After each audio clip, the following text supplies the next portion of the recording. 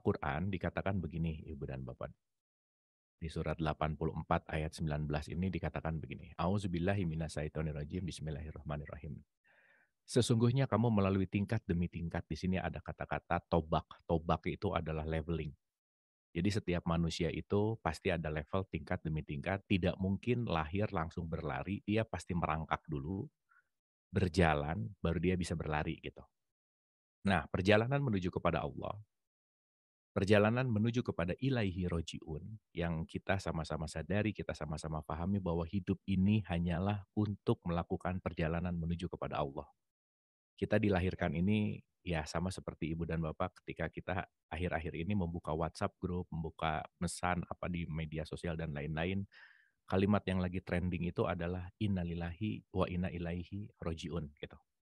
Nah, menariknya itu sangat lekat kaitannya dengan kematian atau siapapun yang telah meninggalkan kita. Tetapi lebih luas lagi innalillahi wa inna ilaihi raji'un itu adalah fundamental kehidupan kita sebetulnya.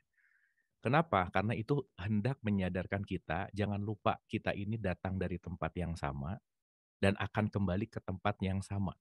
Dan tempatnya di situ-situ juga. Siapa? Ya Allah itu sendiri. Kita semua datang dari Allah dan akan kembali ke Allah.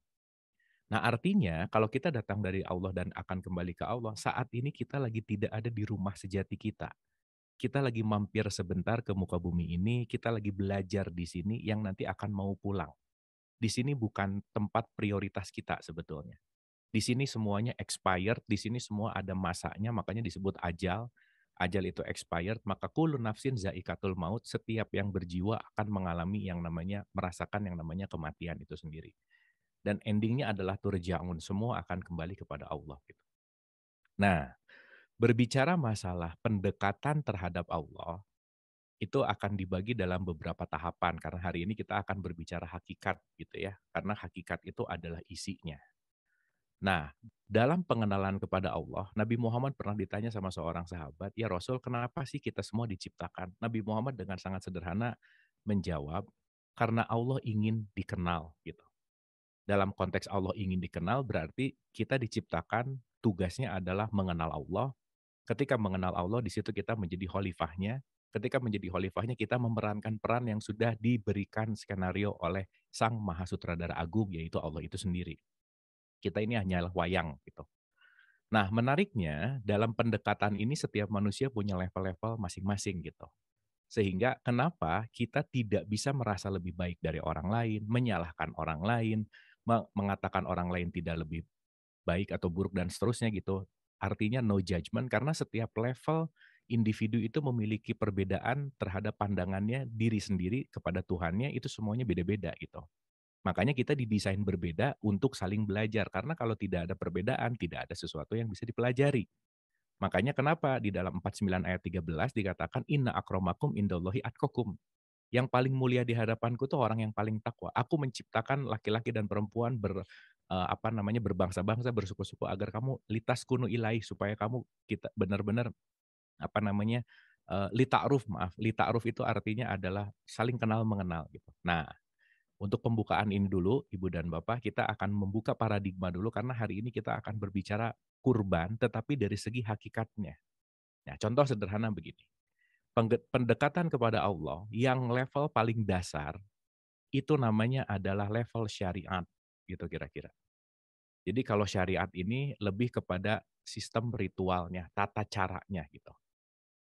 Jadi kalau orang melakukan syariat, hanya melakukan syariat, dia baru hanya melakukan olahraga, selesai. Jadi boleh jadi raganya digerakkan, tetapi belum tentu batiniahnya, ruhaniyahnya, spiritualnya itu ikut tergerak. Maka mohon maaf sekali, boleh jadi orang sholatnya rajin, tapi rajin juga ngomongin orang lain gitu misalkan. Gitu ya. Nah, kenapa kok sholatnya tidak anil fahsya'i wal munkar, sholatnya kok tidak mencegah perbuatan keji dan munkar? Karena mungkin levelnya masih ada di level pemula yang disebut dengan yang namanya syariat. Dan semua pasti melalui semua level ini gitu. Nah, ketika lebih dalam lagi, ketika kita baru menyadari bahwa oh sholat itu wajib. Kalau orang baru melaksanakan sholat karena kewajiban, berarti dia masih ada keterpaksaan. Kenapa? Karena dia merasa itu wajib. Padahal kalimat wajib dalam bahasa Arab itu bukan harus. tetapi perlu. Makanya Allah mengatakan mewajibkan sholat, kamu itu perlu sholat bukan karena kewajiban, tetapi kamu membutuhkan. Makanya setelah ada kesadaran lebih dalam dari kesadaran raga, dan jangan lupa seorang manusia, Ibu dan Bapak, manusia ini adalah makhluk yang memiliki lapisan-lapisan yang banyak gitu. Di mana yang paling terluar itu yang disebut dengan yang namanya jasad gitu. Nah, raga ini dengan jasad ini ya inline gitu, satu kesatuan dalam artian ketika melakukan syariat berarti boleh jadi hanya jasadnya yang melakukan sesuatu. Padahal ketika ilaihi roji'un, yang akan kembali ke Allah tuh bukan jasad kita, karena jasad ini akan ending, expired di tanah kusir, selesai gitu. Yang akan kembali itu adalah ruhnya, di mana ruh ini bisa kembali ketika jiwanya sudah dimurnikan. Makanya melibatkan jiwa dan rohani dalam ibadah itu penting sekali, itulah masuk ke dalam level yang namanya tarekat gitu kira-kira. Sehingga nanti masuk ke dalam level yang paling tertinggi, inilah yang disebut dengan yang namanya level yang namanya hakikat gitu. Nah, ketiga hal ini adalah berjalan beriring seirama tergantung kesadarannya masing-masing. Di sini sudah masuk ke dalam konteks yang namanya spiritual. Gitu ya. Di sini sudah masuk ke dalam konteks yang namanya kerohanian. Di sini sudah masuk ke dalam bukan raga lagi, tapi masuk ke dalam ranah yang namanya rasa gitu. Maka sholat di sini sudah membuat berdampak kepada seseorang ini semakin baik, semakin akhlaknya membaik, dan seterusnya gitu. Karena kenapa? Raga dan rasanya itu menyatu dalam satu ibadah, sehingga jasad, jiwa, sama ruhnya menjadi seimbang gitu kira-kira. Nah, berbicara masalah ketiga hal ini, yang akan kita bahas hari ini, kurban itu tidak berbicara masalah syariatnya, tetapi kita berbicara masalah hakikatnya. Kita akan melihat kurban dari segi spiritualnya gitu. Karena kenapa? Begitu saya tanya, kalau dengar kata kurban, apa sih yang pertama kali kepikiran? Jawaban rata-rata 90% setelah saya survei, nomor satu adalah sapi dan kambing, gitu kira-kira Ibu dan Bapak. Betul, nggak salah. Itu tapi dalam ranah yang namanya syariatnya, gitu kira-kira. Tetapi kalau kita berbicara masalah hakikat, mohon maaf nih, orang hari ini mau motong 10 sapi di dalam hari kurbannya, belum tentu dia berkorban di hadapan Allah karena kenapa? Boleh jadi dia baru melakukan secara syariat, secara jasmani, tapi belum melibatkan spiritualnya gitu.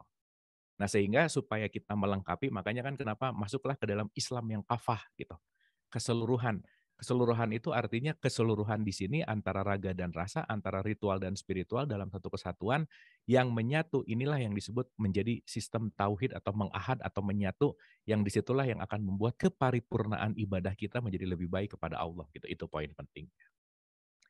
Gitu ya kira-kira Ibu dan Bapak ya. So, hari ini kita akan berbicara tentang hakikat, hari ini kita akan berbicara tentang spiritualitas, oleh karena itu mari kita sama-sama buka pikiran kita, mari kita sama-sama kosongkan gelas, mari kita sama-sama membuka hati kita juga yang seluas-luasnya senantiasa ayat-ayat Al-Quran ini menerangi sehingga memberikan hikmah kepada kita. Bismillah kita mulai. Sampai sini aman ya Ibu dan Bapak, oke? Clear ya? Sip, oke. Tapi ini wajahnya jadi serius-serius banget, ini kayak lagi ujian, tapi aman ya Ibu Bapak ya? Clear ya? Oke. Jangan serius-serius Ibu Bapak, kita santai aja, rileks. Oke, baik. Kalau kita berbicara masalah kehidupan konteksnya, gitu ya, selalu selalu yang paling kita ingat adalah innalillahi wa inna ilaihi roji'un. Semua berasal dari Allah dan kita akan kembali kepada Allah. Jadi hidup itu sebetulnya adalah tawaf gitu. Makanya kalau di umroh atau haji ada tawaf. Tawaf itu adalah apa ya, mau berjalan, mau kembali gitulah kira-kira. Returning gitu kira-kira. Berarti titik start sama titik finishnya sama nih gitu kira-kira. Kita datang dari Allah, sekarang kita lagi belajar dan kita akan kembali kepada Allah. Itu poin pentingnya. Nah, berarti kan kita lagi melakukan perjalanan nih, ini kira-kira. Si perjalanannya strip demi strip, terus, terus, terus, terus, gitu kira-kira. Nah, yang namanya perjalanan itu pasti ada titik di mana kita melangkah dari langkah satu, 2, 3, 4, sampai tidak terhingga lah. Anggap aja sampai 1000 gitu kira-kira.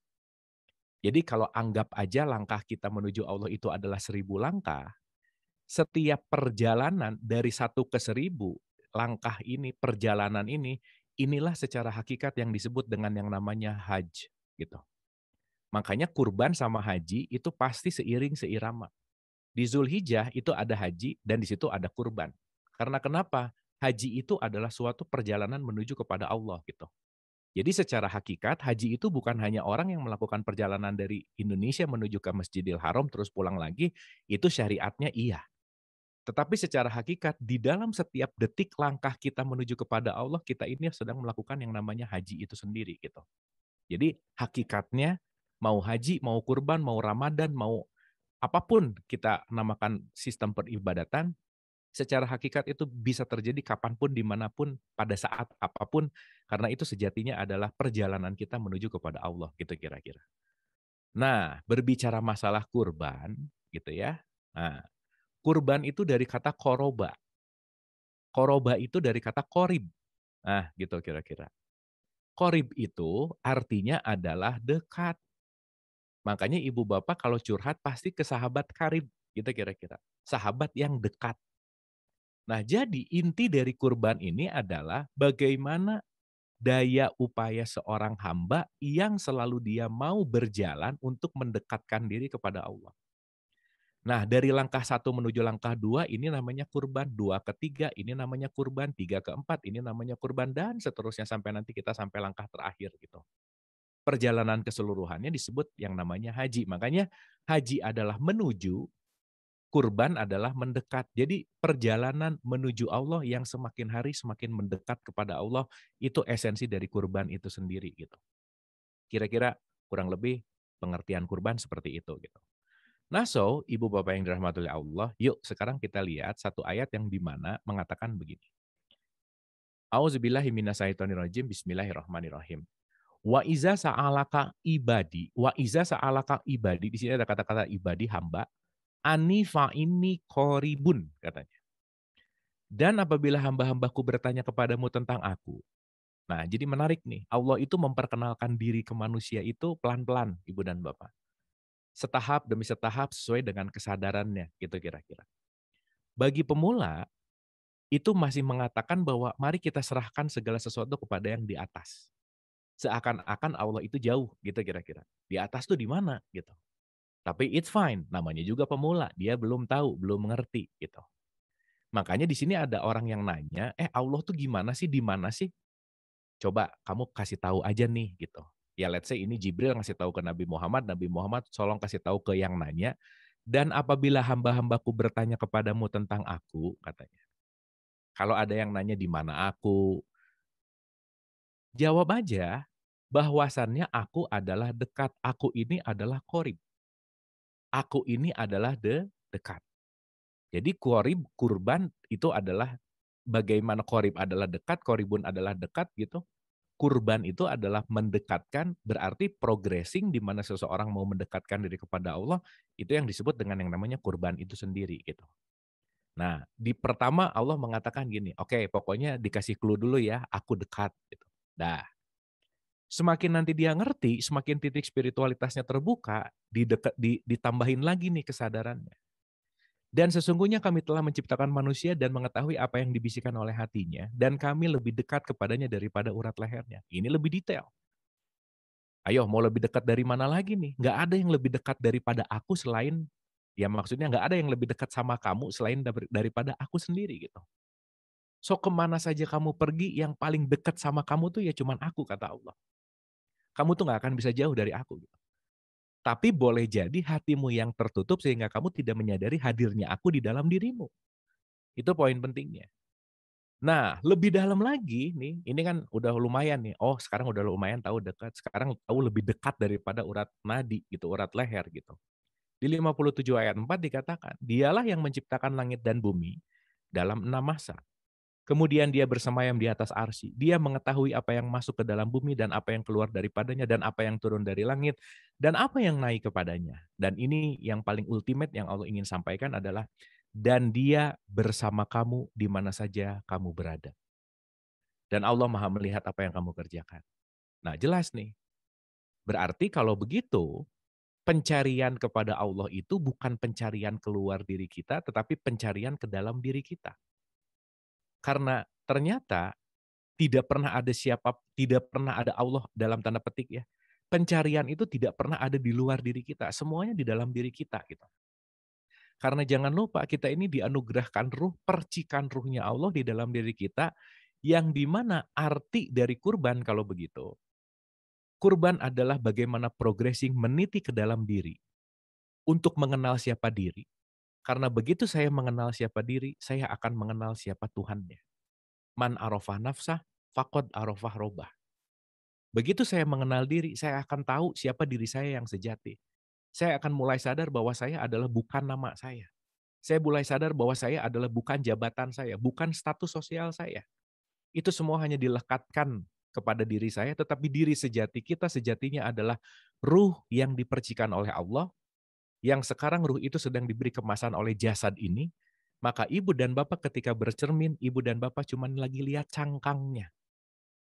Isinya itu adalah ruh, diri sejatinya itu adalah ruh. Maka perlu sangat disadari bahwa manusia ini adalah ruh yang sedang belajar menjadi manusia. Bukan manusia yang memiliki ruh, bukan. Kita ini adalah ruh itu sendiri, titik ruh ini sendiri, yang lagi dikasih kemasan jasad, yang sedang belajar di semesta raya ini untuk mau pulang kepada Allah itu sendiri. Gitu, gitu ya kira-kira. Jadi inti dari pembahasan kita hari ini adalah meniti ke dalam diri, karena kurban sejatinya adalah mendekatkan. Jadi kalau mau mendekatkan diri kepada Allah, ya mendekatkan kepada diri sendiri dulu. Bagaimana mengenal diri dulu gitu. Karena yang paling sulit dikenali adalah diri sendiri. Yang paling sulit untuk melihat wajah kita kalau kita nggak ada cermin gitu. Makanya kenapa telunjuk ini sangat mudah untuk menunjuk keluar, untuk menjudge keluar, untuk menilai keluar, karena memang kesulitan terbesar dalam hidup ini adalah bercermin terhadap diri sendiri gitu. Nah itulah kenapa kita perlu kurban gitu ya. Itulah kenapa nanti ada syariat kurban. Karena syariat itu nanti akan memberikan simbol kepada kita yang intinya kurban tidak berbicara mengenai jasmania, tetapi kurban akan berbicara mengenai jiwa dan rohani kita gitu. Itu poin pentingnya. Gitu ya kira-kira Ibu dan Bapak. Oke, nah sekarang kita renungkan begini, Bu. Kalau kita mau melihat kurban, kurban ini sangat erat kaitannya dengan contoh. Makanya segala sesuatu itu sudah dicontohkan oleh Allah sebetulnya. Gitu ya. Jadi dalam artian apa namanya? Dicontohkan itu diberikan contoh gitu ya. Diberikan, apa namanya, penerangan, peringatan gitu. Saya kasih contoh sederhana di surat 24 ayat 34 itu dikatakan begini, "Dan sesungguhnya kami telah menurunkan kepada kamu ayat-ayat yang memberi penerangan." Ayat-ayat ini tanda-tanda gitu ya. Tanda-tanda Allah ini tidak hanya yang tertulis, tetapi yang tidak tertulis juga banyak sekali gitu. Dan contoh-contoh dari orang yang terdahulu sebelum kamu dan pelajaran bagi orang-orang yang bertakwa. Jadi kita udah dikasih contoh nih sama orang-orang terdahulu, gimana caranya mendekatkan diri kepada Allah gitu kira-kira. Udah ada contohnya gitu. Makanya di surat 4 ayat 170 kita dikasih pilihan sama Allah, free will. Terserah memilih, boleh milih. Wahai manusia, sesungguhnya telah datang rasul, utusan-utusanku tuh udah datang dengan membawa kebenaran. Jadi semuanya udah ngasih contoh, udah membawa kebenaran. Pilihan kita cuma ada dua. Satu, maka berimanlah kamu, itu yang lebih baik bagi kamu. Beriman itu disadari dan diambil pelajarannya. Dan jika kamu kafir, tertutup, tertutup pelajarannya, tertutup hatinya, tertutup mata batinnya gitu. Jadi orang yang kafir ini adalah orang yang tertutup hatinya gitu ya kira-kira. Maka kekafiran itu tidak merugikan Allah sedikit pun. Karena sesungguhnya apa yang di langit dan di bumi itu kepunyaan Allah dan Allah maha mengetahui lagi maha bijaksana. So, artinya sudah diberikan contoh-contoh oleh Allah, kita sekarang tinggal copy paste lah gampangannya. Tinggal mencontoh, yuk sekarang kita sama-sama melihat apa contohnya dan kita lakukan gitu kira-kira. Nah, berbicara tentang kurban, contoh yang sangat-sangat fenomenal disampaikan oleh Allah itu adalah berbicara tentang Ibrahim.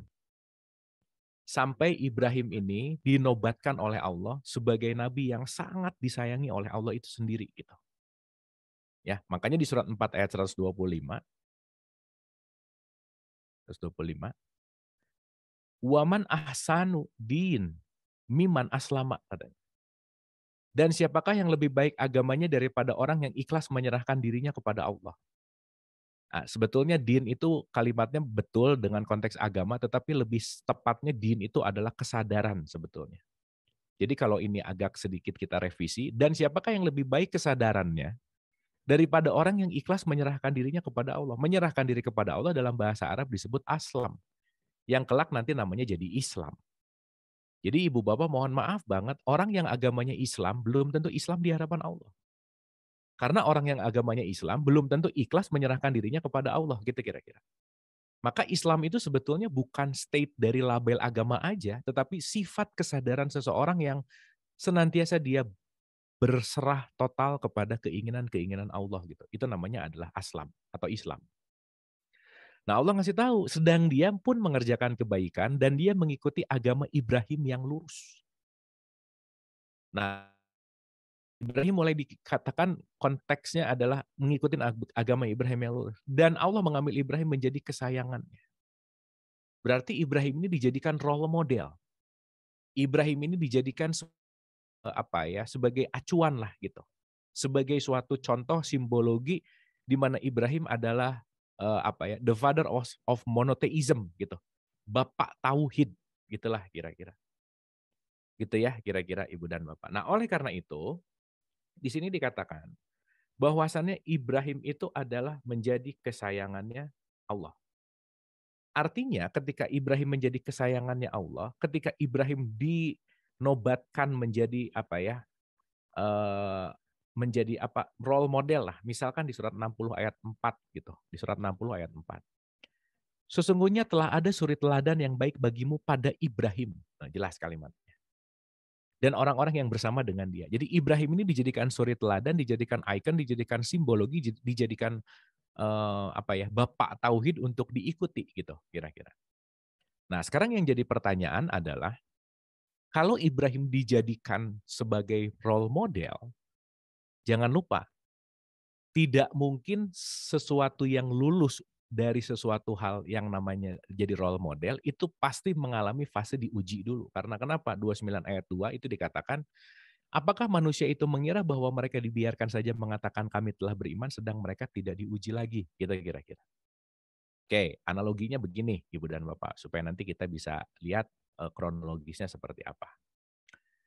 Ibrahim dikatakan sama Allah, Ibrahim dikatakan ini sebagai suri tauladan.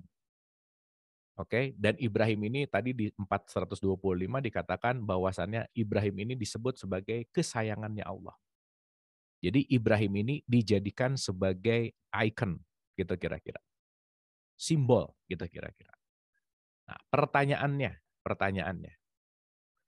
atau model aja ya supaya mudah gitu ya, model. Nah, gitu. Pertanyaannya Ibu dan Bapak, kira-kira kalau mau jadi model, model ini harus memenuhi kriteria yang diinginkan oleh Allah nggak kira-kira? Pasti iya. Maka untuk jadi model, sehingga nanti model ini akan dicontoh, gitu kira-kira.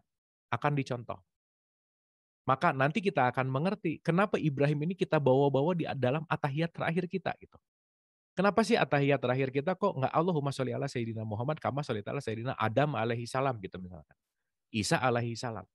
Saya pernah nanya ini ke banyak sekali orang, jawabannya rata-rata, wallahu alam bisawab. Jadi dia hanya mengatakan, tapi nggak ngerti kenapa Ibrahim dibawa-bawa di situ, gitu.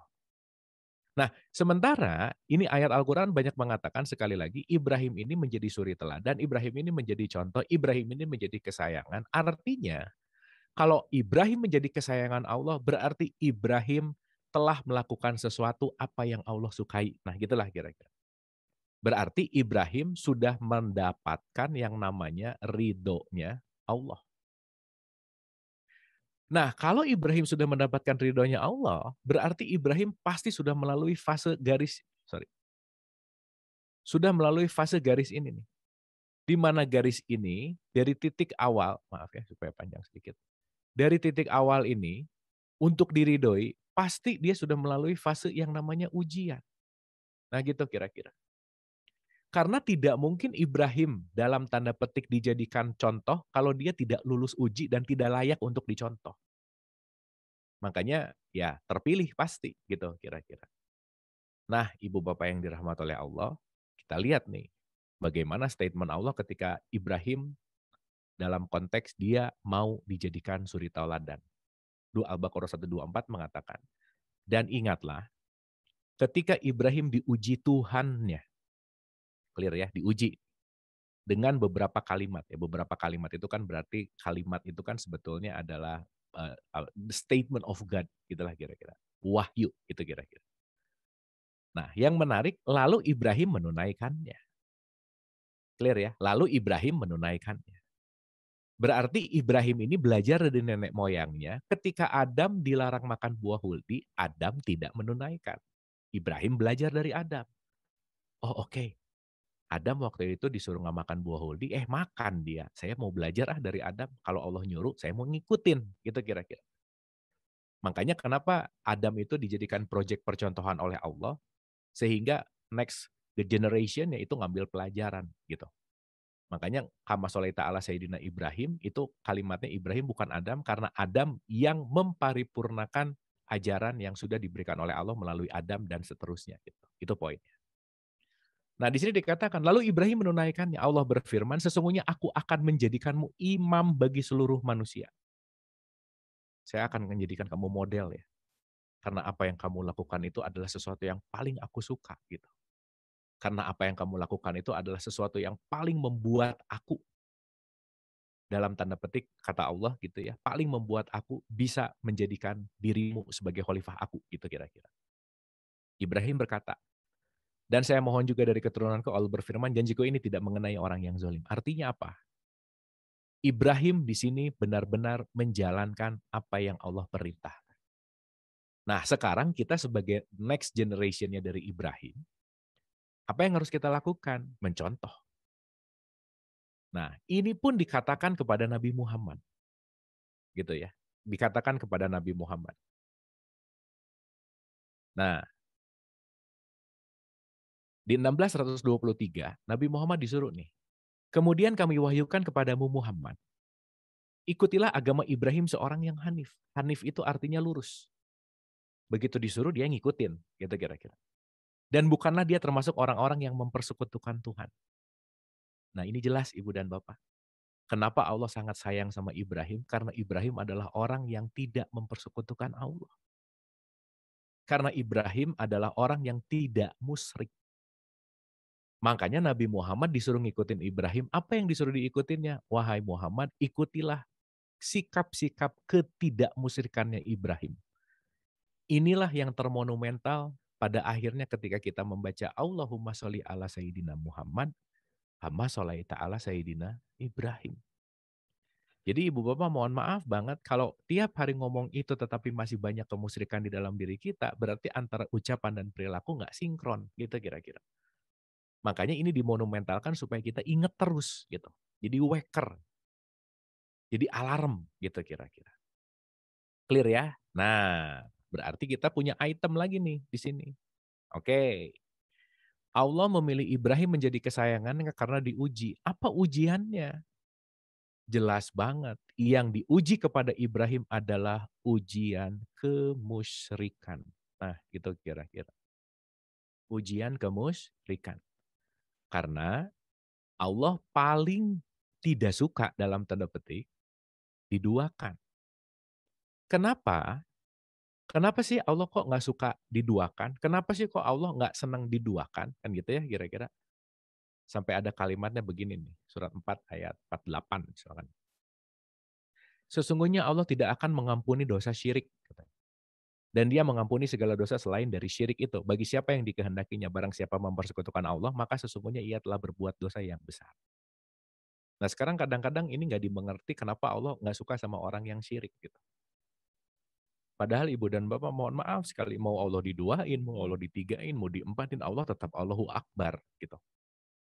Nah yang jadi pertanyaan, hakikat kurban yang nomor satu adalah, ini yang paling penting, nomor satu sebagai opening kita. Kesadaran bahwa kita memiliki janji kepada Allah di alam rahim ibu kita. Bahwa janji kita kepada Allah adalah tidak akan mempersekutukan Allah. Dan ingatlah, ketika Tuhanmu mengeluarkan keturunan anak Adam dari sulbi mereka dan Allah mengambil kesaksian terhadap jiwa mereka seraya berfirman, bukankah aku ini Tuhanmu? Alas tu birobikum, kata Allah. Ini di 4 bulanan waktu kita ada di rahim, ini terjadi conversation ini sama Allah, kita menjawab, qalu bala syahidna, ya Allah ya Rabbana, betul, Engkau adalah Tuhan kami menjadi saksi, kami lakukan yang demikian agar di hari kiamat kamu tidak mengatakan sesungguhnya kami adalah orang yang lengah terhadap keesaan Tuhan. Jadi kenapa Allah nggak suka sama orang musyrik? Bukan masalah Allahnya diduain, tetapi kamu melanggar janji setia kepadaku yang telah aku berikan ketika kamu mau hidup. Ini kontrak kita, ini MOU kita sama Allah, jadi setiap siapapun yang lahir ke semesta raya, dia punya janji untuk tidak mempersekutukan Tuhan. Itu nomor satu. Jadi, kurban mendekatkan diri kepada Allah adalah bagaimana kita belajar untuk melepaskan dari kemusyrikan. Jadi poin nomor satu adalah janji suci. Kita punya janji suci kepada Allah bahwa kita adalah berjanji tidak akan mempersekutukan Allah. Nah, yang jadi menarik, Ibu dan Bapak yang dirahmati oleh Allah, apa sih mempersekutukan Allah? Bagaimana sih mempersekutukan Allah? Sesuatu yang bisa menjauhkan apapun dari Allah, itu adalah sumber-sumber kemusyrikan. Gitu ya. Makanya ketika kita berbicara gitu, ah, sorry. Ketika kita dari 8 ayat 28 dulu aja ya. Auzubillahi minasyaitonirrajim. Bismillahirrahmanirrahim. Ini adalah satu cobaan yang diberikan kepada Ibrahim dan kita semua, sehingga ini yang akan membuat dan bisa gitu ya, menjauhkan diri kita dari Allah. Gitu. Dan ketahuilah bahwa hartamu dan anak-anakmu itu hanyalah sebagai cobaan. Dan sesungguhnya di sisi Allah lah pahala yang besar. Gitu ya. Jadi saya ulang lagi nih ya.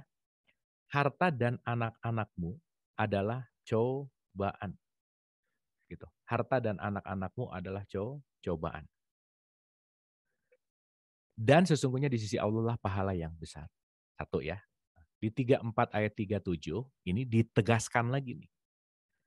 Dan sekali-kali bukanlah harta dan bukan pula anak-anak kamu yang mendekatkan kamu kepada kami sedikit pun. Berarti harta itu bisa jadi potensi menjauhkan diri kepada Allah. Maka harta bisa dituhankan, anak bisa dituhankan. Ketika harta dan anak dituhankan, disitulah sudah jelas-jelas dia sedang mempersekutukan Tuhan. Mempersekutukan Allah. Jadi secara hakikat, siapa orang musyrik? Orang musyrik adalah yang sedang tidak membuat Allah sebagai Tuhannya. Bisa egonya, bisa hartanya, bisa anaknya, bisa pasangannya, bisa semua segala yang dia rasa miliki. Ketika dia ada di state merasa memiliki aja, melekat aja, disitulah kemusyrikan. Makanya ibu dan bapak, kenapa Ibrahim disuruh menyembelih Ismail? Menyembelih di sini Allah nggak nyuruh bawa golok kok gitu. Bukan menyembelih secara fisik gitu. Penyembelihan di sini artinya adalah bagaimana seorang Ibrahim jangan sampai cinta berlebihan kepada anaknya sehingga membuat lupa kepada Allah gitu. Karena biasanya kalau untuk urusan anak semuanya bisa dihalalkan gitu kira-kira. Maka waspada nih Ibrahim. Ketika kamu bermohon dan menunggu puluhan tahun, lebih dari 90 tahun Ibrahim menunggu kelahiran Ismail. Ketika Ismail hadir, jangan sampai sosok aku kata Allah dinomor duakan karena kehadiran Ismail gitu kira-kira. Nah ini saya rasa bisa teraplikasi di dalam kehidupan kita sehari-hari. Penyembelihan ini bukan hanya menyembelih hewannya, bukan hanya menyembelih sapi dan kambingnya, tetapi penyembelihan terhadap kecintaan yang berlebihan terhadap apapun yang melekat kepada diri kita, itulah kurban yang sejati sebetulnya. Maka nanti ada satu ayat yang mengatakan bukan daging dan bukan darah. 2237 misalkan. Daging-daging unta dan darahnya itu sekali-kali tidak dapat mencapai keridhaan Allah. Bukan itu poinnya. Bukan dagingnya, bukan apa namanya, bukan darahnya, bukan kambing, sapi, bukan untanya, bukan. Tetapi poin ketakwaan, melepaskan kemelekatan itu yang paling penting, gitu kira-kira. Nah, oleh karena itu Ibu Bapak yang dirahmati oleh Allah, ketika kita sudah mulai melihat secara esensi gitu. Di mana Ibrahim dijadikan role model, di mana Ibrahim diberikan ujian. Nah, sekarang kita lihat nih, di 3799, Ibrahim itu berdoa sama Allah. Sesungguhnya aku pergi menghadap kepada Tuhanku dan dia akan memberi petunjuk kepadaku. Ya Tuhanku, dia bermohon nih, anugerahkanlah kepadaku seorang anak yang termasuk orang-orang yang soleh. Ibu bapak, Ibrahim itu minta anak gitu ya, dalam artian itu lebih menunggunya lebih dari 90 tahun gitu, Bu Bapak. Kebayang penantian 90 tahun. Jadi gini, Ibrahim menikah pertama dengan Siti Sarah namanya. Lama nggak punya anak, menikah dengan Siti Hajar gitu. Hajar duluan hamil, lahirlah Ismail. Nggak lama, Sarah ini satu, lahirlah Ishak. Gitu kira-kira. Dan nanti ini akan jadi keturunan para nabi dan rasul. Sampai Isa. Ini banyak yang famous di sini, banyak yang terkenal dari Ishak, Ishak Yakub, Yakub Daud, Yakub Yusuf, Yusuf nanti Daud, Daud Sulaiman, Sulaiman Musa, Isa dan seterusnya. Ini pokoknya banyak sekali nih di garis keturunan Ishak nabi yang terkenal. Tapi ditutup dari keluarga dari Hajar. Nabi Muhammad lahirnya dari sini gitu. Gitu ya kira-kira. Sumbernya dari mana? Ya dari Ibrahim. Berarti Nabi Muhammad ngikutin siapa? Ya Ibrahim. Isa ngikutin siapa? Ya Ibrahim. Musa ngikutin siapa? Ya Ibrahim juga. Semua rujukannya sama gitu. Nah itulah kenapa monoteism, itulah kenapa ketauhidan, itulah kenapa Ibrahim ini disebut sebagai bapak ketauhidan. Gitu. Dia yang menjadi pelopor lah gitu tentang ketuhanan itu sendiri. Nah sekarang yang menarik adalah ujian yang diberikan kepada Ibrahim pun ibu dan bapak, ujian yang akan diberikan kepada kita semua itu nggak akan jauh-jauh. Ujian terbaik, dosen kehidupan terbaik, guru kehidupan terbaik, itu selalu pasangan dan anak. Selesai aja udah. Makanya kalau ada pasangan atau anak yang agak-agak nggak cocok dengan keinginan-keinginan kita, ya mari kita sama-sama maklumi karena dia didesain memang untuk membuat kita semakin lebih sabar, lebih ikhlas, lebih menerima. Karena guru sejati adalah pasangan dan anak, udah nggak jauh-jauh. Dan nanti pastinya juga di sini ada harta gitu ya kira-kira. Jadi segitiga antara harta, pasangan, sama anak. Dah 3 hal itu. 3 potensi yang akan bisa membuat manusia mempersekutukan Tuhan gitu kira-kira. Clear ya Ibu dan Bapak ya. Nah ini dikasih contoh nih. Ada satu contoh di dalam Al-Quran dikatakan di surat 7 ayat 189. Dialah yang menciptakan kamu dari diri yang satu dan daripadanya dia menciptakan istrinya. Agar dia merasa senang kepadanya. Maka setelah dicampurinya, istrinya itu mengandung kandungan yang ringan. Dan teruslah dia merasa ringan beberapa waktu. Kemudian tatkala dia merasa berat, keduanya suami istri bermohon kepada Allah, Tuhannya seraya berkata, sesungguhnya jika engkau memberi kami anak yang sempurna, anak yang soleh, tentulah kami termasuk orang-orang yang bersyukur.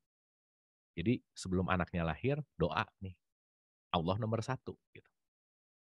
Menariknya ibu dan bapak, tatkala Allah memberi kepada keduanya seorang anak yang sempurna dikasih, maka keduanya menjadikan sekutu bagi Allah terhadap anak yang telah dianugerahkannya kepada keduanya itu. Maka maha tinggi Allah dari apa yang mereka persekutukan. Anaknya jadi berhala gitu. Maka berhala itu kan bukan hanya patung. Harta bisa jadi berhala, jabatan bisa jadi berhala. Segala sesuatu yang dituhankan itu adalah berhala gitu. Makanya ibu dan bapak, Ismail kita saat ini itu bisa harta kita, bisa pasangan kita, itu bisa jabatan kita, bisa kepintaran kita. Semua yang melalaikan kita dari Allah yang bisa membuat kita merasa lebih baik, merasa sombong gitu ya, kira-kira merendahkan dan seterusnya. Yang benar-benar masuk untuk terus mengikuti hawa nafsu dan ego yang rendah gitu.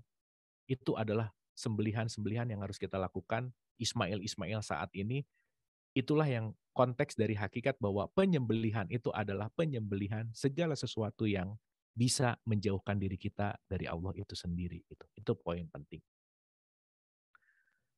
Nah, oleh karena itu ibu dan bapak yang dirahmati oleh Allah, ketika Ismail lahir 3799 tadi ya, balik lagi. Ibrahim doa, "Ya Allah berikanlah anak." Maka kami beri dia kabar gembira dengan seorang anak yang amat sabar. Ismail ini dianugerahkan oleh Allah tuh dalam konteks yang namanya menguji Ibrahim sebetulnya. Makanya jangan lupa ibu dan bapak, anak, harta, apapun itu sebagai cobaan sebetulnya. Ingat, kita ini datang ke sini sebagai tamu semesta. Tamu itu nggak pernah punya hak milik. Jadi kalau udah jelas-jelas nggak punya hak milik, berarti tidak bisa memiliki. Semua prerogatif hak miliknya Allah. Kita cuman dikasih pinjam, dikasih fasilitas untuk belajar. Nah, tapi lucunya, udah jelas-jelas manusia nggak pernah punya hak milik, tapi sering banget merasa kehilangan. Karena dia merasa memiliki. Nah, di situ tuh, bibit-bibit kemusyrikan begitu merasa memiliki, sudah mulai tumbuh tuh. Once mulai memiliki, udah nggak kurban lagi tuh. Udah nggak korib lagi sama Allah gitu. Kenapa? Ya kita mengambil haknya Allah. Merasa bahwa itu milik saya, gitu kira-kira. Termasuk semuanya, mau harta, mau anak, mau jabatan, semuanya itu expired, semuanya nggak ada yang punya kita, semuanya hanyalah sarana kurikulum pendidikan di kehidupan sekolah hidup ini gitu, school of life ini gitu. Nah, oleh karena itu, maka tatkala anak itu sampai pada umur sanggup berusaha bersama-sama Ibrahim. Ini banyak cerita Ismail kecil disembelih atau Ismail kecil ya dalam tanda petik dikurbankan. Ini sebetulnya kan Ismail nggak waktu kecil. Tetapi pada umur sanggup di mana dia udah dewasa, di mana Ibrahim udah bisa bertukar pikiran sama anaknya. Ibrahim berkata, "Hai anakku, sesungguhnya aku melihat dalam mimpi bahwa aku menyembelihmu. Saya harus membuat kamu mandiri. Saya harus ninggalin kamu. Kamu jangan jangan jangan apa ya, kalau kalau bahasanya manja lah gitu kira-kira. Saya harus melepaskan kamu gitu. Karena kalau kamu nggak saya tinggalin dalam tanda petik, ya nggak berarti harus ditinggalin juga gitu ya. Dalam artian di sini diberikan ruang untuk tumbuh kedewasaannya gitu kira-kira. Maka ya orang tua pasti sayang sama anaknya pasti, tapi begitu berlebihan, ya balik lagi, justru malah bisa jadi menuhankan gitu. Makanya ketika ditanya, "Ismail, saya harus menyembelih kamu nih," gitu. "Saya harus ninggalin kamu, karena kamu bukan milik saya. Saya hanya akan menjadi penuntun supaya kamu bisa menemukan Tuhanmu di dalam dirimu, dan kamu hanyalah milik dari Tuhanmu itu sendiri," gitu kira-kira. Maka ibu dan bapak siapapun yang hadir ke dalam diri kita itu adalah cermin untuk kita belajar sebetulnya. Wabil khusus, saya garis bawah tanda seru.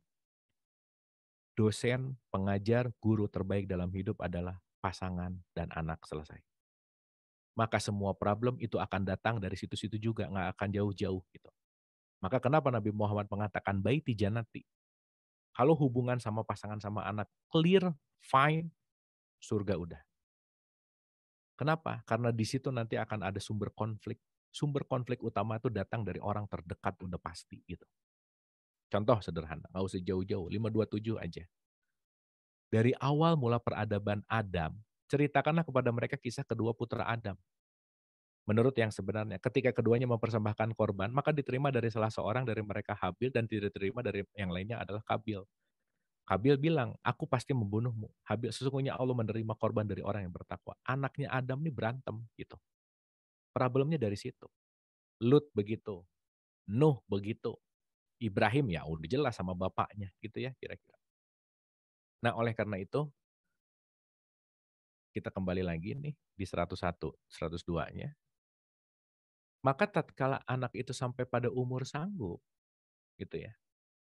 Ya umur sanggup kan berarti dia sudah dewasa, sudah bisa dianggap apa ya, bisa bertukar pikiran, sudah bisa apa namanya, akalnya lah ya kalau kita mau berbicara, akalnya itu sudah bisa dewasa gitu. Akalnya itu sudah bisa diajak untuk dialog. Ia menjawab nih, Ismail jawab, "Hai bapakku, kerjakanlah apa yang diperintahkan kepadamu. Insya Allah kamu akan mendapati termasuk orang yang sabar." Nah, oleh karena itu, ibu dan bapak yang dirahmati oleh Allah, poin penting dari pembelajaran ini adalah bagaimana kita menyembelih kecintaan berlebihan kepada anak, gitu. Pada garis keturunan, gitu kira-kira. Tatkala keduanya berserah diri dan Ibrahim membaringkan anaknya di atas pelipisnya, udah jelas gitu. Dan kami panggil dia, "Hai Ibrahim, sesungguhnya kamu telah membenarkan mimpi," dan seterusnya. Sesungguhnya benar suatu ujian yang nyata dan kami tebus anak itu dengan seekor sembelihan yang besar. Nah, makanya di sini dikatakan sembelihan yang besar itu makanya sekarang dimonumentalkan, disyariatkan penyembelihan itu menggunakan hewan kurban. Sekaligus di situ juga menyembelih sifat-sifat kehewanan kita. Menyembelih sifat-sifat ada yang pada kan gini ya Ibu Bapak, di 7179 itu diingetin juga sama Allah. Dan sesungguhnya kami jadikan untuk isi neraka jahanam kebanyakan dari jin dan manusia. Mereka mempunyai hati tetapi tidak dipergunakannya untuk memahami ayat-ayat Allah. Mereka mempunyai mata tetapi tidak dipergunakannya untuk melihat tanda-tanda kekuasaan Allah. Mereka mempunyai telinga tetapi tidak dipergunakannya untuk mendengar ayat-ayat Allah. Mereka itu seperti binatang ternak, gitu ya, seperti binatang ternak. Nah, maka ini harus disembelih nih, seperti binatang ternaknya. Pendengaran, penglihatan hatinya dipakai untuk Allah dong, gitu kira-kira. Bahkan mereka lebih sesat lagi tuh, itu lebih lebih dahsyat ya kalimatnya, lebih sesat lagi gitu. Dalam artian menyembelih binatang di sini bukan secara fisik sebetulnya, karena kita bicara hakikat gitu ya. Tetapi poin pentingnya adalah sifat-sifat kebinatangan kita bagaimana kita sadari untuk kita terus-menerus untuk kita sembelih, untuk kita belajar gitu. Dalam artian konteks dari kebinatangan di dalam diri kita itu yang akan membuat juga kita lupa bahwa kita ini adalah manusia gitu.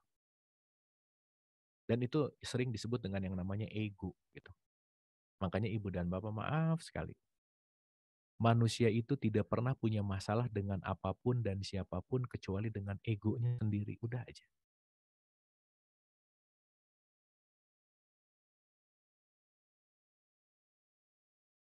Mudah gitu.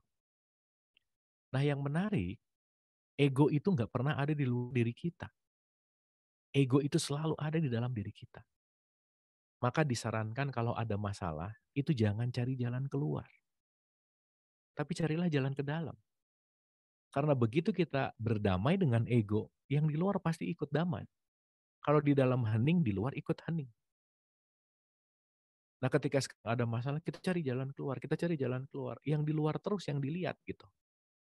Sama halnya kalau kayak gini ibu bapak, kalau bangun tidur muka masih acak-acakan, lihat kaca gitu. Pas ngelihat kaca yang di dalam kacanya jelek banget, oh acak-acakan. Dia nyalahin kacanya, oh ini kacanya nggak bagus nih gitu. Beli kaca baru.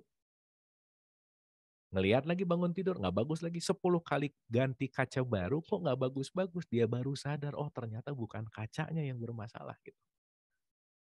Tapi yang di dalam kacanya yang perlu diperbaiki, itulah kira-kira. Nah, kembali kepada kesadaran kurban atau kesadaran mendekatkan diri kepada Allah ini, poin pentingnya adalah bagaimana kita mengambil pelajaran dari seorang Ibrahim. Satu, kita sadar. Yang kedua, itu adalah bagaimana kita menghadapi ujian hidup yang terberat dalam hidup itu adalah harta, pasangan, dan anak. Gitu kira-kira. Dan yang paling ketiga adalah menyembelih sifat kebinatangan kita.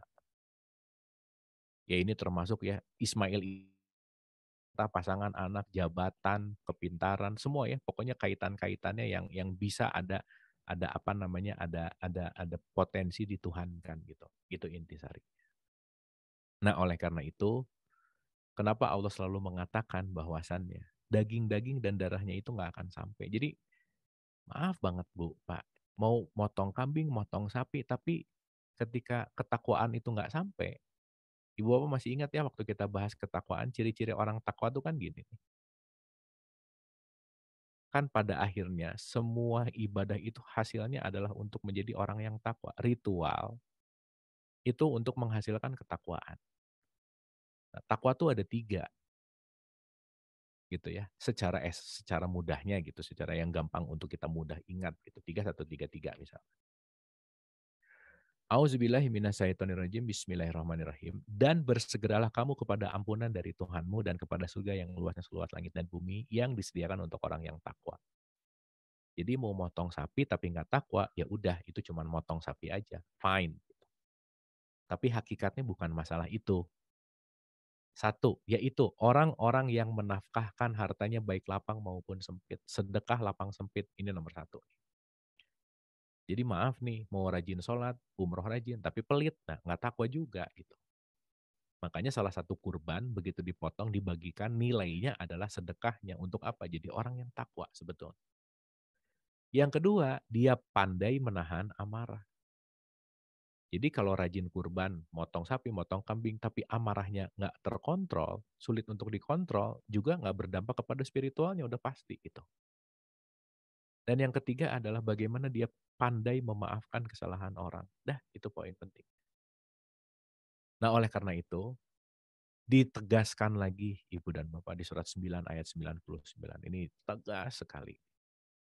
Di antara orang-orang Arab Badui itu ada orang yang beriman kepada Allah dan hari kemudian dan memandang apa yang dinafkahkan di jalan Allah itu sebagai jalan untuk mendekatkannya kepada Allah dan sebagai jalan untuk memperoleh doa Rasul. Nah, ini kalimat pentingnya. Ketahuilah, a'lam, serius gitu kalimat. Sesungguhnya nafkah itu adalah suatu jalan bagi mereka untuk mendekatkan diri kepada Allah. Jadi begitu ibu dan bapak sedang beramal dengan mencari ridho Allah tanpa iming-iming pengen ini, pengen itu, dan lain-lain, sejatinya itu adalah kurban. Sejatinya itu adalah jalan, hakikatnya ya, itu adalah jalan menuju kepada pendekatan diri kepada Allah. Kenapa? Karena sedang melaksanakan takwa yang nomor satu. Sedang sadar bahwa di 51 ayat 19,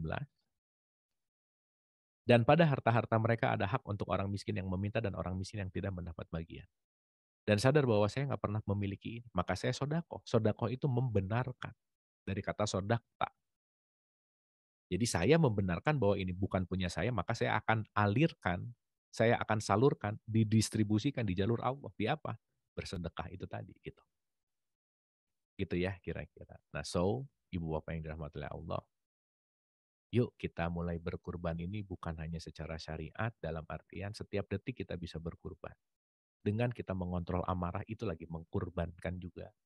Dengan memaafkan orang lain itu lagi mengkurbankan juga. Dengan bagaimana kita berbuat baik juga itu mengkurbankan. Dan yang paling penting, parameter indikator kurban yang sukses. Ini paling penting di terakhir. Nah, yuk sekarang kita renungkan ini Ibu dan Bapak.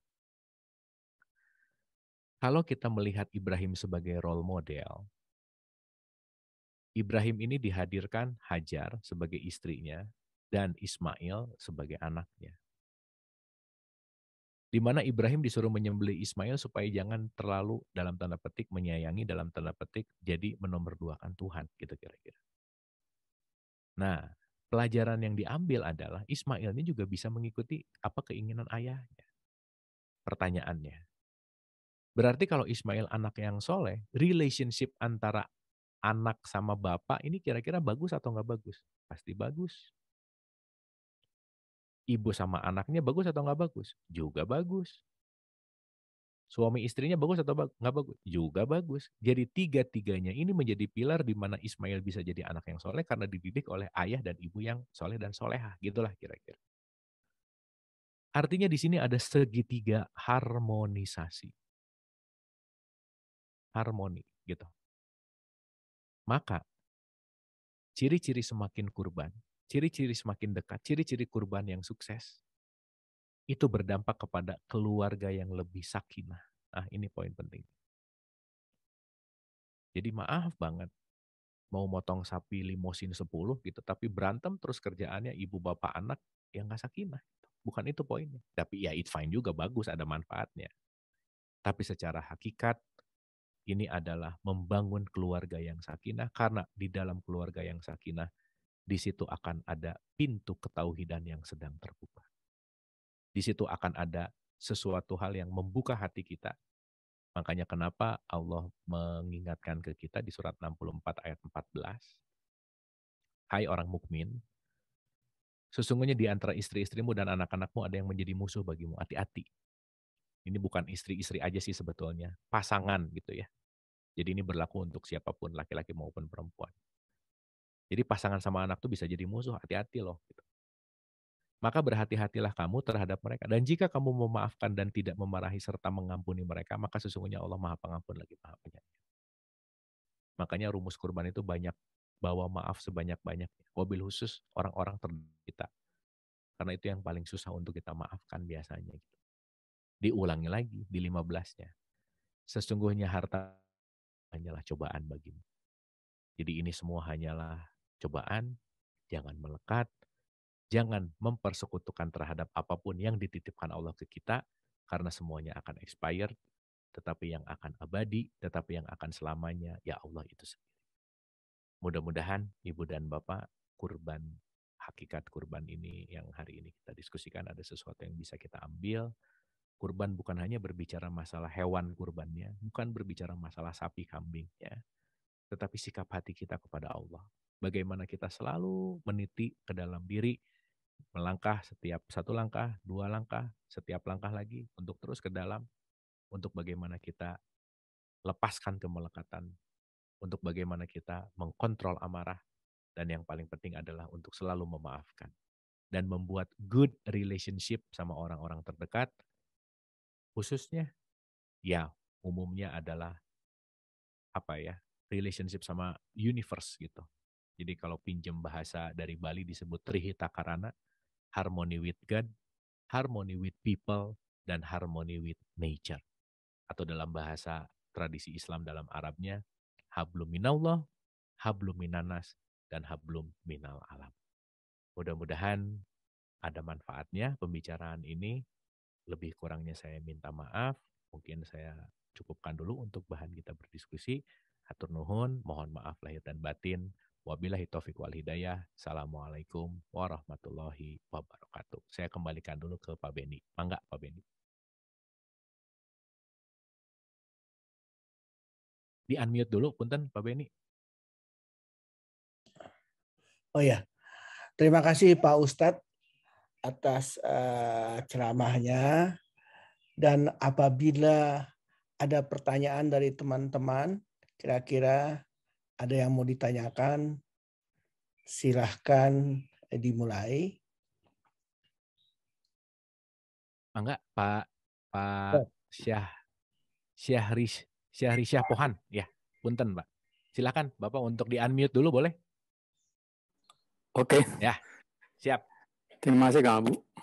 Mangga. Saya ada pertanyaan saya yang memang belum dapat hakikatnya karena ada dua pendapat mengenai potong kuku rambut hewan. Ya. Ada dua yang menyatakan bahwa itu rambut atau kuku yang berkorban, tapi ulama bilang juga itu kuku dan rambut hewan korban.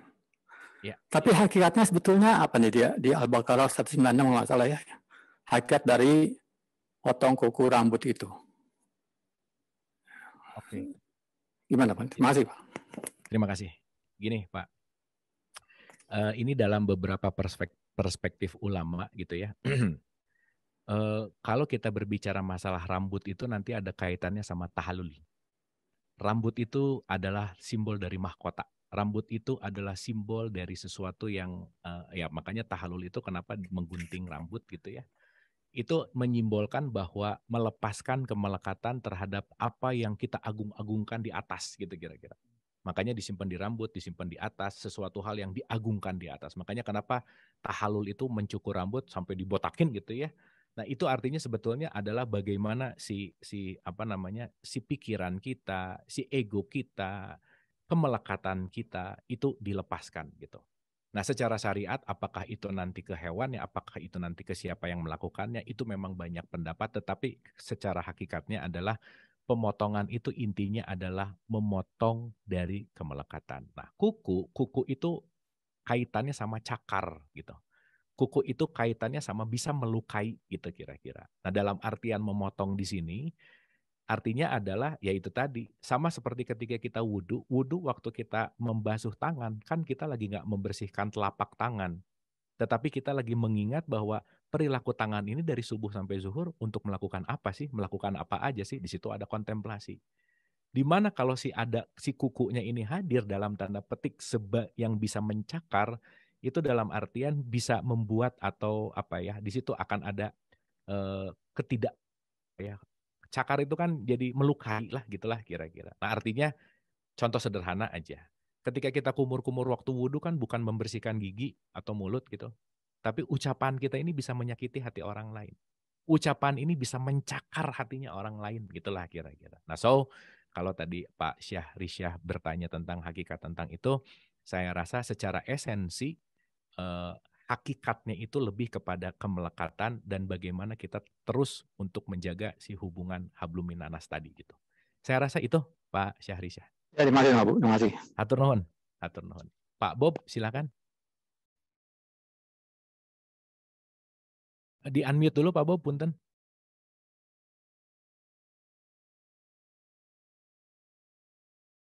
Belum Pak, maaf.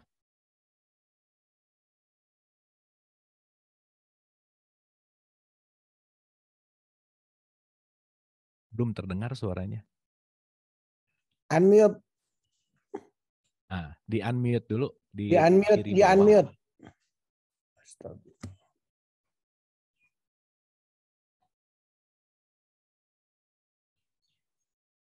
Nah, itu ada di kiri bawah, ada unmute Pak Bob. Soalnya suara Bapak belum terdengar.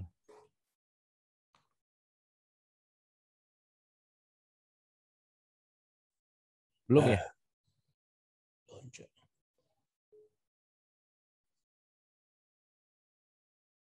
Oke, mungkin sambil nunggu Pak Bob, ada lagi kah Bapak dan Ibu?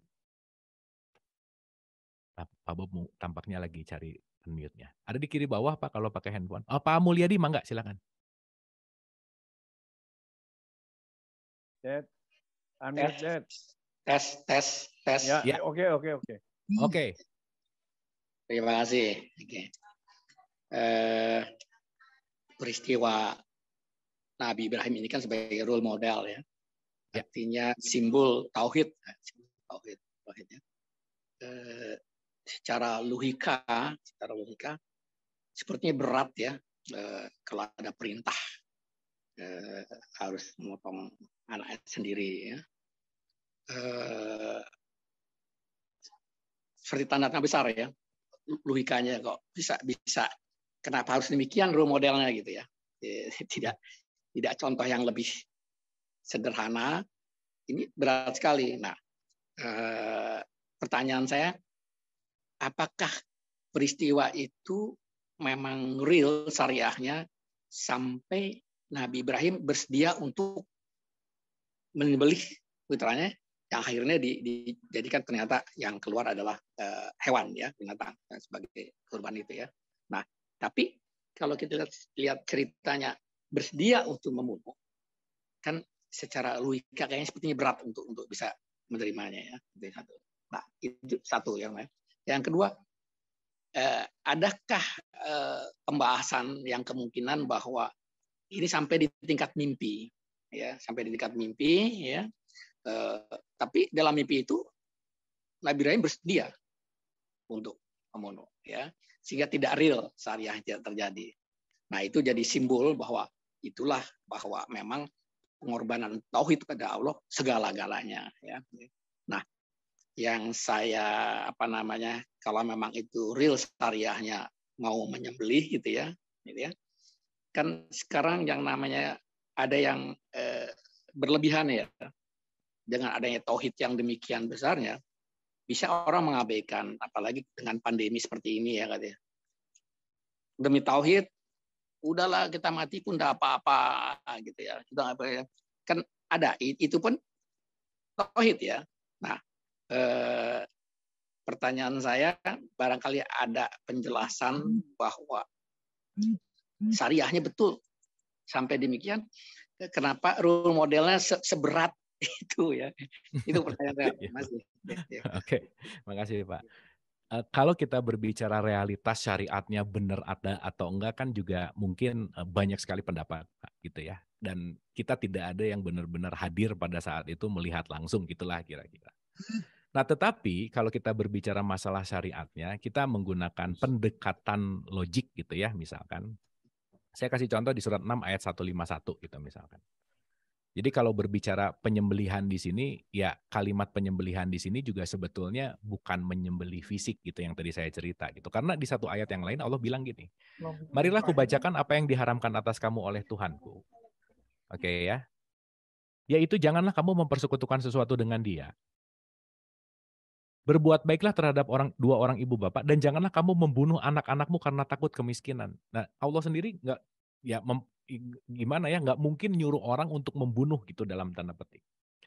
Nah, kalau berbicara tentang syariatnya, ketika tadi Bapak berbicara bahwa ini sebenarnya ada nggak sih pakai golok kah atau apa dan lain-lain, saya tidak bisa memberikan jawaban iya atau enggak karena ya balik lagi nggak ada bukti yang konkret juga, itu nomor satu. Cuman tadi ada ayatnya aja dikatakan terjadi seperti itu. Nah, tapi yang menarik lagi bahwasannya kalimat penyembelihan di sini juga kita jangan melupakan unsur di mana Quran ini, dan sesungguhnya kami telah mengulang-ulangi bagi manusia dalam Al-Quran ini bermacam-macam perumpamaan. Quran ini banyak sekali perumpamaan gitu, layer by layer gitu kira-kira. Nah, sehingga saya rasa yang penting untuk kita serap adalah intisari dari penyembelihan ini bukan hanya physically gitu. Tetapi ya fisiknya dibiarkan ke hewannya aja gitu kira-kira kalau kita berbicara hewan kurban. Tetapi yang jauh lebih penting daripada penyembelihan ini adalah bagaimana kita melepaskan rasa kepemilikan gitu. Nah, kenapa contohnya seperti ini? Karena ya ini adalah sistem dari skenario Tuhan, skenario Allah yang benar-benar yang paling akan membuat kita menjadi cobaan yang nyata dalam hidup ini adalah harta dan anak-anak gitu. Nah, makanya kenapa dicontohkan itu sama Ibrahim. Nah, anyway, semua nabi dan rasul punya case yang sama juga sih sebetulnya gitu. Hubungannya sama orang terdekatnya aja gitu kira-kira. Nah, makanya disinilah kita ngambil pelajaran, ya Allah nggak nyuruh ngebunuh anak gitu kira-kira dalam tanda petik. Tetapi Allah menyuruh dalam tanda petik ya, membunuh kecintaan berlebihan terhadap anak itu. Itu satu. Nah, yang kedua, kalau tadi Bapak berbicara demi tauhid biar ajalah mati. Nah, demi tauhid yang mana dulu gitulah kira-kira. Karena antara pasrah dan berserah diri itu kan beda juga gitu. Apalagi ketika berbicara ketauhidan dengan ego gitu. Ya biar ajalah mati gitu. Ya itunya aja udah ada ego, berarti yang berbicara itu bukan ketauhidannya tetapi itu kembali kepada egonya. Nah, balik lagi, yang paling akan membawa kita menuju kepada ilahiyah ranah spiritual terbaik itu udah pasti orang-orang terdekat dengan kita gitu. Makanya kita harus membereskan dulu siapapun sama orang-orang yang terdekat. Nah, surat 4 ayat 36 misalkan satu lagi aja. Supaya ini jadi dasar gitu ya. Sembahlah Allah dan janganlah kamu mempersekutukannya dengan sesuatu pun. Dan berbuat baiklah kepada dua orang ibu bapak. Itu nomor satu tuh yang terdekat dulu. Ibu bapak dulu. Berbuat baik tuh kayak obat nyamuk yang dibakar dulu yang melingkar gitu ya, itu yang dekat dulu gitu.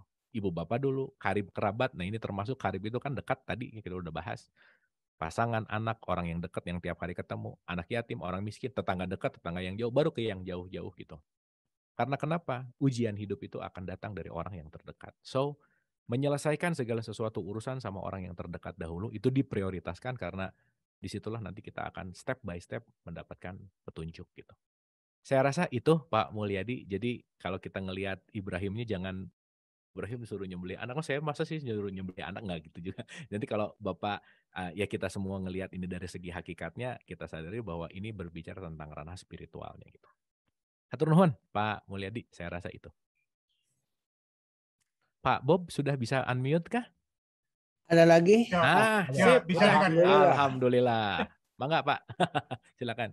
Terima kasih Pak Bro Densaf sama Dedi ya. Pak Ustadz, menarik sekali ya apa yang Ustadz sampaikan ini. Saya mungkin merefer kepada seperti tadi harta dan anak-anak itu cobaan. Ya. Memang agak berat ya kesayangan kita orang tua terhadap anak itu kadang-kadang terlalu berlebihan. Tadi Pak Ustadz mengatakan bahwa pendekatan pada Allah itu ya dengan berkorban itu.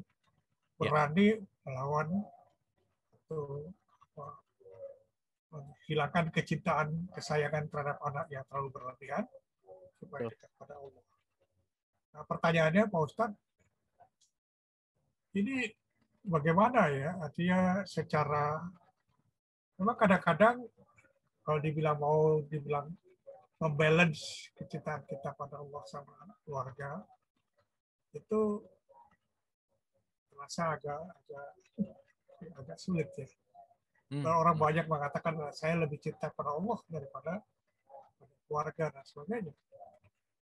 Nah, untuk mengimbangi itu, Pak Ustadz, bagaimana caranya Pak Ustadz? Ya, supaya kita betul-betul yakin, betul-betul pasrah ikhlas itu bahwa kedekatan kita pada Allah itu dekat kurban.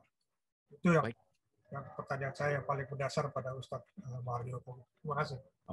Terima kasih Pak. Wah, ini pertanyaannya dahsyat.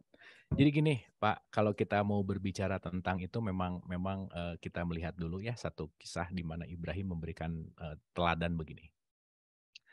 Dan Ibrahim telah mewasiatkan ucapan itu kepada anak-anaknya. Demikian pula Yakub, Ibrahim berkata, "Hai anak-anakku, sesungguhnya Allah telah memilih kesadaran ini, agama itu kesadaran ya. Maka janganlah kamu mati kecuali dalam Islam, dalam berserah diri." Ini bukan KTP Islam aja gitu ya, tetapi dalam keadaan berserah diri. Jadi ini Ibrahim mengingatkan, Ibrahim mewanti-wanti, semua sebelum Ibrahim meninggal yang diwanti-wanti adalah ingat ya, nanti kalau saya udah nggak ada, kamu jangan mempertuhankan selain Allah titik gitu kira-kira. Nah di 1:3-nya dikasih tahu gini, adakah kamu hadir ketika Yakub kedatangan tanda-tanda maut? Nah Yakub ngikutin Ibrahim tuh, karena kan dia cucunya. Ketika ia berkata kepada anak-anaknya, apa yang kamu sembah sepeninggalku? Yang dia khawatirkan kepada anaknya itu bukan masalah pendidikannya, bukan masalah rumahnya, bukan masalah nanti gimana hidupnya. Cuman satu hal, nak, nanti kalau papa nggak ada, kamu mau nyembah siapa? Gitu kira-kira bahasa sederhananya. Nah, anak-anaknya jawab, ini Yusuf nih. Mereka menjawab, kami akan menyembah Tuhanmu dan Tuhan nenek moyangmu, Ibrahim, Ismail, Ishak, yaitu Tuhan yang Maha Esa dan kami hanya tunduk patuh kepadanya. Nah artinya apa? Secayang-sayangnya kita, secinta-cintanya kita sama pasangan, sama anak, yang penting kita sama-sama sadari adalah kita tidak pernah diberi hak untuk memiliki. Itu nomor 1 gitu. Nah, berdamai dulu dengan kepemilikan itu, menyadari bahwa ya itu bukan hak saya juga gitu. Karena kedatangan mereka ke kita ini adalah untuk saling mengajarkan gitu kira-kira. Nggak ada yang bisa dipaksakan, nggak ada yang bisa diatur dalam tanda petik karena masing-masing punya skenario yang sama gitu. Dan kita nggak bisa nyuri casting orang lain, nggak bisa gitu. Nah sampai dikasih tahu begini di 31:33. Hai manusia, bertakwalah kepada Tuhanmu dan takutilah suatu hari yang pada hari itu seorang bapak tidak dapat menolong anaknya. Dan seorang anak tidak dapat pula menolong bapaknya sedikit pun. Udah nggak bisa saling tolong lagi mau sesayang apapun juga. Karena pada akhirnya segala sesuatu akan kembali, siapapun akan kembali sendiri-sendiri gitu. Sesungguhnya janji Allah adalah benar, maka janganlah sekali-kali kehidupan dunia memperdayakan kamu dan jangan pula penipu setan memperdayakan kamu dalam mentaati Allah gitu kira-kira. Nah oleh karena itu kalau tadi Bapak bertanya how to-nya, bagaimananya adalah yang paling penting nomor 1 adalah kita nggak pernah punya hak milik, itu nomor 1. Yang kedua, kita tidak pernah bisa memaksakan apapun kepada siapapun, termasuk kepada anak. Ya, 2856 ini mengatakan begini. Sesungguhnya kamu tidak akan dapat memberi petunjuk kepada orang yang kamu kasihi. Kita juga nggak akan bisa ngasih petunjuk sama dia, nggak bisa. Kita hanya bisa memberikan contoh, memberikan motivasi, memberikan inspirasi. Karena petunjuk itu prerogatifnya Allah dan itu datang dari kemauan dirinya sendiri. Tetapi Allah memberi petunjuk kepada orang yang dikehendakinya dan Allah lebih mengetahui orang yang mau menerima petunjuk. Jadi kita sama-sama hanya showing, memperlihatkan kebaikan, akhlak mulia, sehingga akhlak itu yang akan membawa siapapun di sekitar kita untuk menuju kepada dirinya. Itu yang paling penting. Nah yang ketiga, 3159 ini yang paling penting nih. Maka disebabkan rahmat dari Allah lah kamu berlaku lemah lembut terhadap mereka. Ini poin pentingnya. Lemah lembut. Sekiranya kamu bersikap keras lagi berhati kasar, tentulah mereka menjauhkan diri dari sekelilingmu. Udah aja. Kalau egonya udah muncul, udah pasti relationship-nya nggak akan baik gitu kira-kira. Karena itu maafkanlah mereka, mohonkanlah ampun bagi mereka, dan bermusyawarahlah dengan mereka dalam urusan itu. Ini pasangan sama anak include gitu ya, termasuk.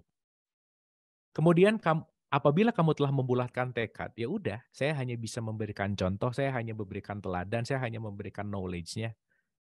Maka bertawakallah kepada Allah. At the end, itu urusan antara individu masing-masing dengan Allah. Sesungguhnya Allah menyukai orang-orang yang bertawakal kepadanya. Contoh, Ibu dan Bapak, contoh nih. Bisa jadi pemicu seseorang yang, maaf banget, korupsi gara-gara kebutuhan anaknya yang pengen selalu tambah apa gitu misal. Misal, maaf banget nih. Ketika keinginan-keinginan itu terus diikuti dan dia terus melakukanlah karena demi anak. Nah, lama-lama nggak sadar bahwa anak lagi dipertuhan gitu kira-kira. Nah, itu yang maksud disembelih itu, ya udah gampangannya ya, maaf nih contoh. Anak pengen Alphard, udah beliin Kijang aja, gitu kira-kira gampangannya. Disembelih tuh si Alphardnya. Karena boleh jadi ketika, ya balik lagi, dituhankan, tanpa sadar bahwa saya bisa melakukan hal apapun demi keinginan si anak yang saya menuhankan keinginan si anak. Nah, disitulah sikap ketauhidan kita yang kita harus contoh dari Ibrahim, berani untuk menyembelih dalam tanda petik kecintaan berlebihan kepada anak gitu. Saya rasa itu Pak Bob sederhananya. Punten di unmute Pak Bob. Nah gitu.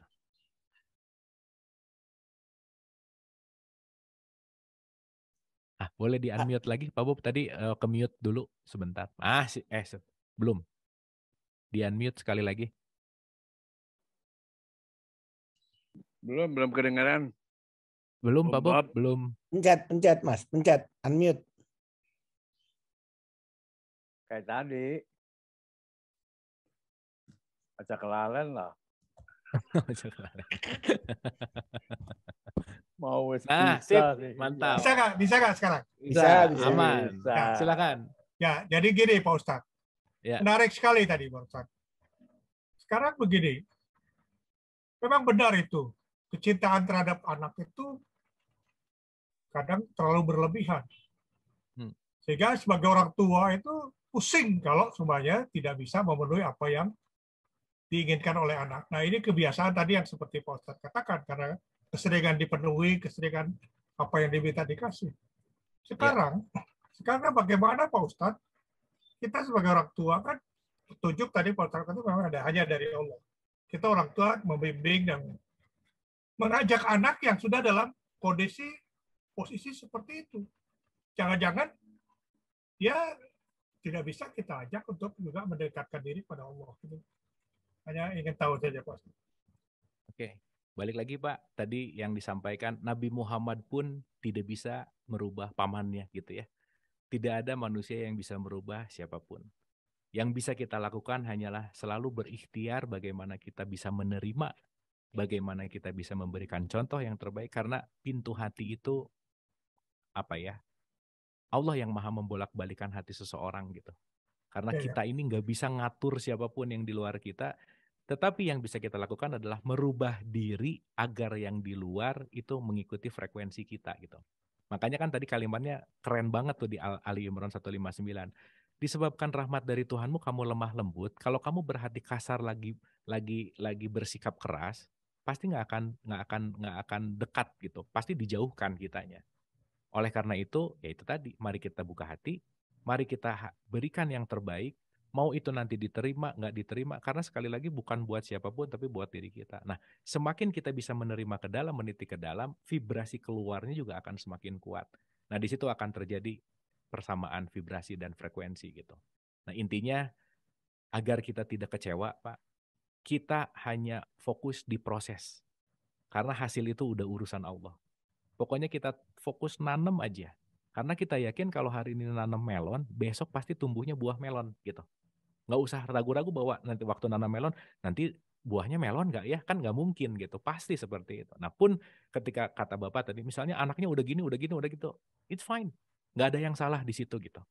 Nah Yang perlu kita sadari adalah boleh jadi itu adalah pelajaran untuk kita supaya kita meningkatkan bisa penerimaan yang lebih baik, keikhlasan yang lebih baik, kesabaran yang lebih baik.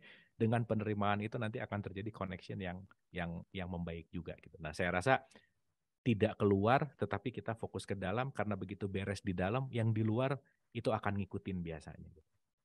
Gitu Pak Bob kurang lebih. Ya, terima kasih Pak Ustadz. Terima kasih Pak Bob. Atur nuhun. Ada lagi yang lain, teman-teman, yang mau ditanyakan?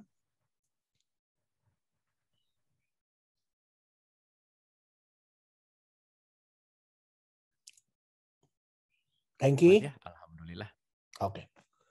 Baik deh Pak Ustadz, kalau tidak ada, kami berterima kasih sekali atas ceramah yang sangat baik, yang berguna bagi kami, dan insya Allah mungkin kita akan bertemu lagi di lain kesempatan.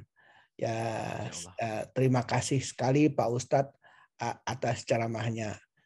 Assalamualaikum warahmatullahi wabarakatuh. Mangga Pak. Waalaikumsalam. Ibu Bapak, hatur nuhun semuanya. Saya minta maaf kalau ada kata-kata yang tidak berkenan, ada yang tidak baik. Saya minta maaf.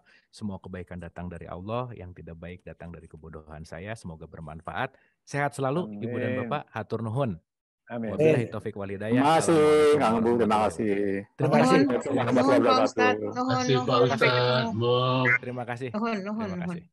Sampai sampai izin sign out. terpesona. Ya, Pak mangga, Ustadz. mangga, Pak. Terima kasih Pak. Hatur nuhun. Sampai terpesona, sampai terpesona.